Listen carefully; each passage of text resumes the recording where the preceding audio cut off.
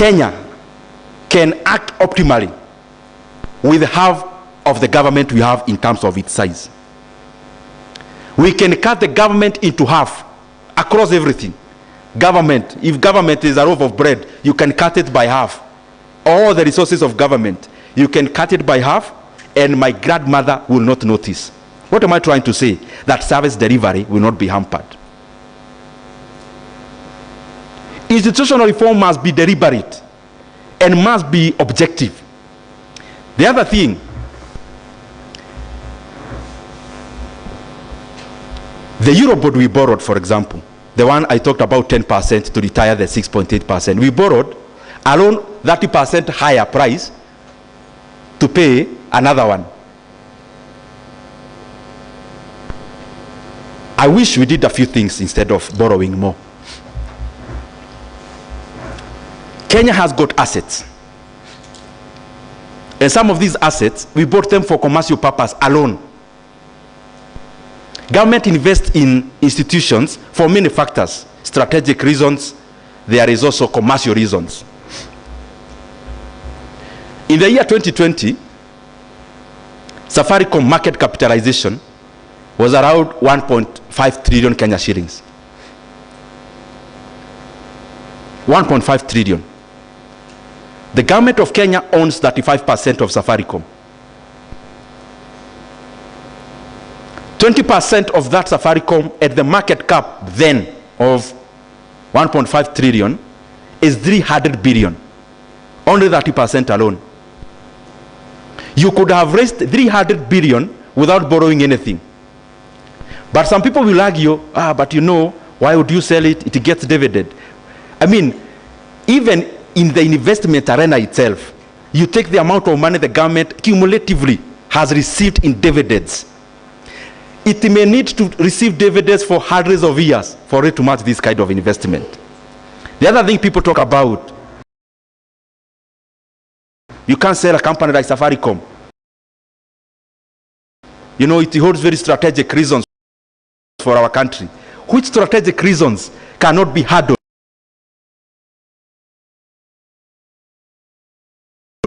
And that regulator can hold the forte of government there. You can even have a regulation that the government will have board of directors without necessarily even having a shareholding. You can have it. Just as currently the CBK forces banks, you must have independent directors. The government will not own your bank, but they'll force you. You have to have independent directors. Government can still control companies through regulation. You don't have to control companies through ownership and stake. Now, this is the thing. Now, that market capitalization of Safaricom has now come down from 1.5 trillion to 700 billion as of yesterday. We must be strategic even in government investments so that we make it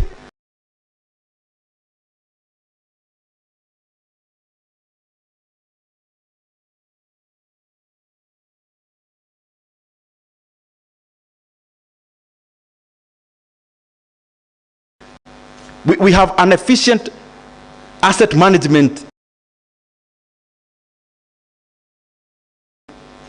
arm of government so that they are able to make optimal decisions.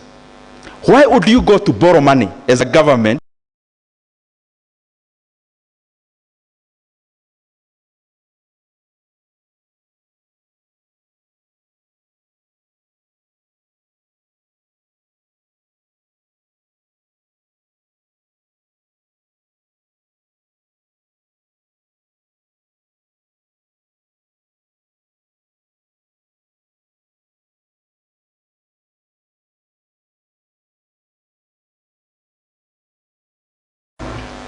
private sector investment?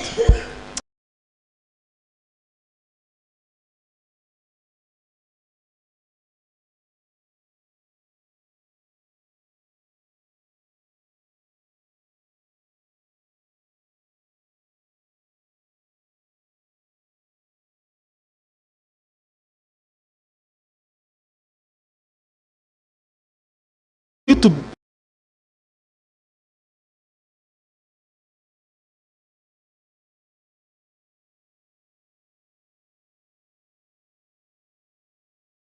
invest. You are not hungry. You are okay. You are not maybe even Kenyan. So you have a home by the beach. You have money.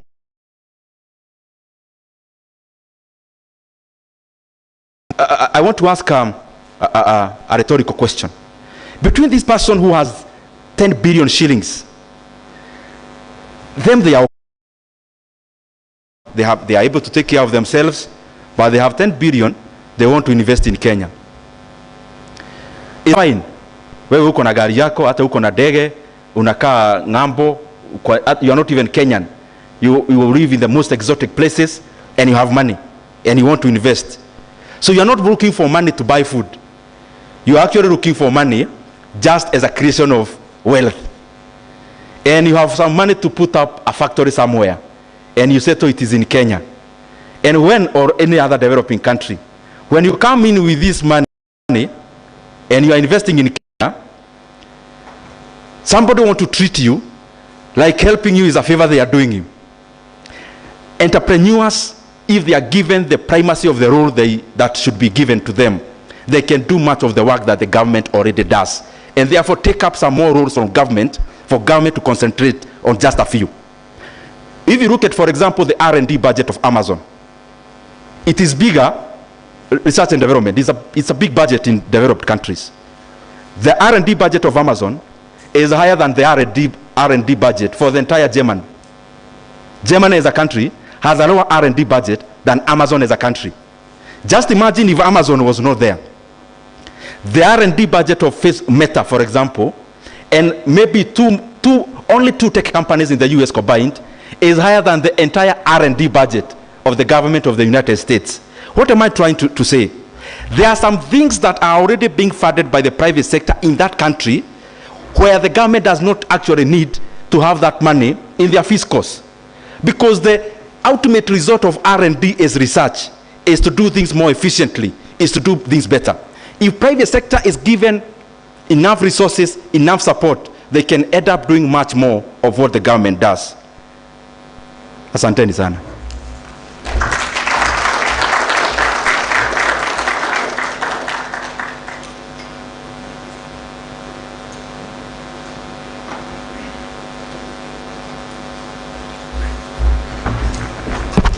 All right, thank you very much for the economics class, Honorable Ndindi. That was very useful.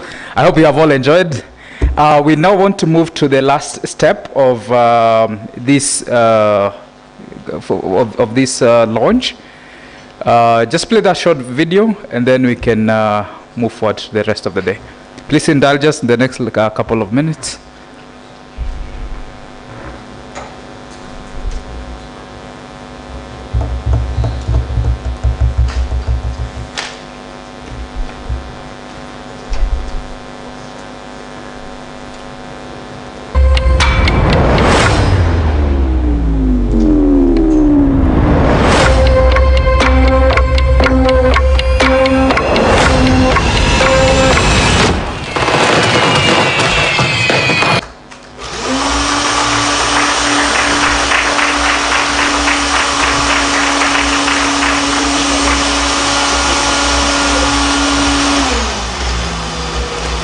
Well, this was supposed to happen to some of us here, so we can make our way here. Yeah, thank you. Right, is it? Oh, it's still going on? Okay.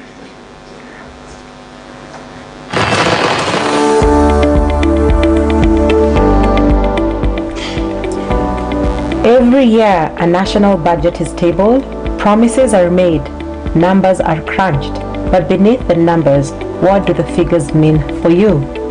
In this 5th edition of the annual National Shadow Budget, we have crunched the numbers and highlighted the following.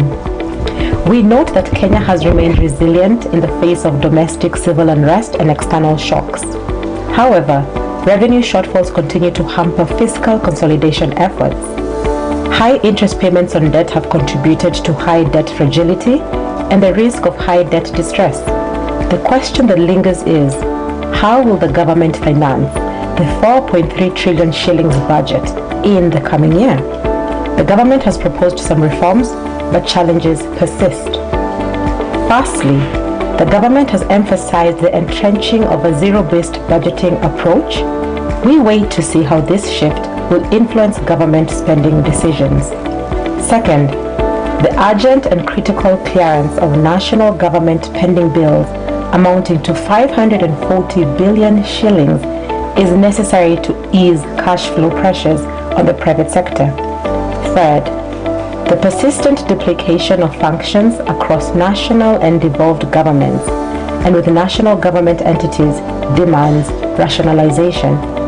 Fourth, declining foreign aid, especially to the health sector, has left a funding gap of 28 billion shillings. This creates the need for innovative finance